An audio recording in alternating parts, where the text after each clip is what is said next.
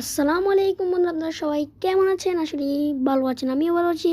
আজকে আমরা হাতের লেখা সুন্দর করার সারাটা বৈজ্ঞানিক টিপস নিয়ে এসেছি। এইগুলো ইনশাল্লাহ আপনারা ফলো করবেন, ইনশাল্লাহ আপনার হাতের লেখা সুন্দর হবে। সো চলুন ভিডিও শুরু করা যাক। ভিডিও শুরু করার একটাই কথা, যদি চ্যানেলটা সাবস্ক্রাইব না করা থাকে প্লিজ সাবস্ক্রাইব করে দেবেন। ভিডিওটা যদি ভালো লাগে প্লিজ লাইক করে দেবেন। সো নাম্বার ওয়ান যে টিপসটা হচ্ছে সেটা হচ্ছে ইমপ্রুভ ইউর ব্যাড অ্যালফাবেটস।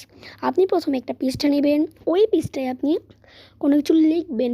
লেখার পরে আপনার যে কোন কোন বর্ণগুলো অথবা অ্যালফাবেটগুলো খারাপ হচ্ছে, সুন্দর হচ্ছে না, ওইগুলো মার্ক করে রাখবেন। পরবর্তীতে ওইগুলোকে আপনি সুন্দর সুন্দর করে প্র্যাকটিস করবেন। সুন্দর করে কিন্তু প্র্যাকটিস করতে হবে। আপনি সুন্দর করে এক পৃষ্ঠা একটা অ্যালফাবেট বা বর্ণ এক থেকে দুই পৃষ্ঠা প্র্যাকটিস করতে হবে। প্র্যাকটিস করবেন এবং আপনার পরবর্তীতে লেখার সময় ওই অ্যালফাবেটগুলো একটু মানে ভালো করে লিখবেন। নাম্বার টু যে টিপসটা হচ্ছে সেটা হচ্ছে always right in the same angle. অনেকে লেখে একটু বাঁ দিকে কাত করে, অনেকে ডান দিকে কাত করে, আবার অনেকে সোজা লেখে।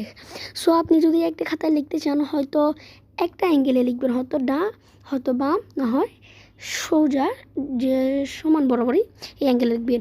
আর যদি বিভিন্ন অ্যাঙ্গেলে লেখেন তাহলে আপনার লেখা বাজে হয়ে যাবে। সো এবং নাম্বার থ্রি যে টিপসটা হচ্ছে সেটা হচ্ছে কিপ গেপ বিটুইন ওয়ার্ড। আপনি দুইটা শব্দের মাঝে একটু একটু গ্যাপ দিবেন, বেশিও দিবেন না, আবার একবার মানে একটা শব্দের সাথে আরেকটা শব্দ লাগিয়ে এরকম করে লিখবেন না, একটু গ্যাপ রাখবেন। এবং 4 নাম্বার যে টিপসটা হচ্ছে সেটা হচ্ছে choose best fan for your self. কোন কলম দিয়ে আপনার লিখতে বেশি আরাম অনুভব করেন ওই কলম দিয়ে আপনি লিখবেন এবং চেষ্টা করবেন গ্রিপওয়ালা ফ্যান দিয়ে লিখতে। কারণ আপনার যখন পরীক্ষা হলে লেখেন তখন আপনার হাত জামিয়ে যায়, তো গ্রিপওয়ালা কলম দিয়ে লিখলে ওই নামগুলো মানে গ্রিপ দিয়ে লিখলে আর কোনো সমস্যা না, কলম পিছল করে না। সো বন্ধুরা, আজ পর্যন্ত যদি কোনো ভুল করে থাকে প্লিজ ক্ষমা করে দিবেন। আর চ্যানেলটা সাবস্ক্রাইব না করে থাকে প্লিজ সাবস্ক্রাইব করে দেবেন। আল্লাহ হাফিজ।